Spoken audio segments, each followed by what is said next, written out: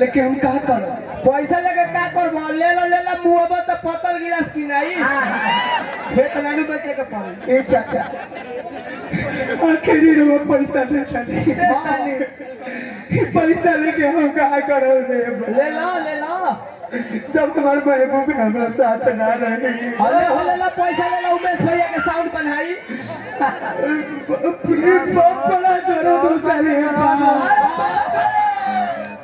अबे आजी के ली रे दादा। मारे खोज खबर चल रही है था। सुनो ना हां अरे तू कहां बारू? एगो माइक दो हो के उमेश भैया माइक दो एगो नमो भैया दे के उमेश भैया आ जाता मुंह पर। बाप रे बाप बड़ा दुखाता रे बाप। तू खाता? अरे माई रे बाबा कैसे जी हमरे दादा बा। ए तू कहां बारू? घरे हम पोखरा पकड़ी आवा ना। आओ 11 साढ़े 11 रात बोलो नहीं नहीं आवा ना पोखरा पकड़ी तारा के ना देखी ले तू। अरे बाप तो भूख ना लागे ना रे। पगला इल्बा चलो हो हम सोचनी प्रीति यानी भाई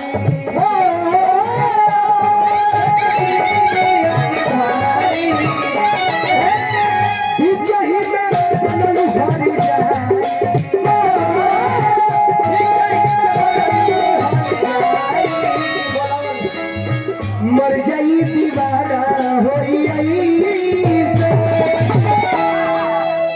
कम से कम लास्ट बेड़ा बा खाली आके तो मिल रहा। मिल आओ आखिर तू तो चल जेबो लास्ट बेड़ा बा। लइका बोलोले बा लइकिया के मिले खातिर कई बजे?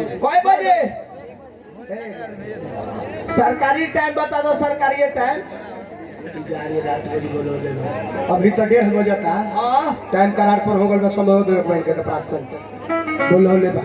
चल ए लहरी में नानो न मत रोका ना। सारा धान का टाइम बा खेत जोताइल बा। हां गावे में यही बीच में गांव में बोलोले बा मिले खातिर।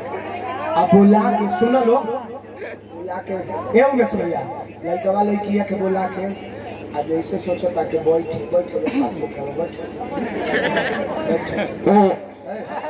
के बाप रे काहे हो सप्पी पीले बार का देखो तन के मोहल्ले दूसर को देता लागत है कि दू ड्राइवर भूजा खइले बारे खेले आओ हे जे बैठा हे जे गंदा उंदा नहीं कर सकले बैठ हे जे बैठ बतियो दूसर हमरा से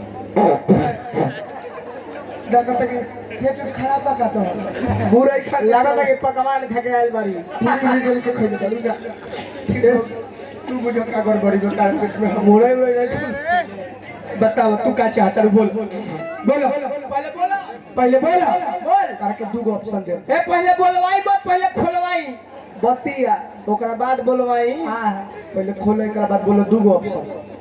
अगर जो तू हमार जिंदा मुंह देखल चाह तो तू कह कि हम तोरे से शादी कर। हां करे ना हां त हमार तू मरल मुंह देखल बोलो का चाहता हम मर जाई? तोरा के एक बात समझ में नहीं खियावत। अरे बाप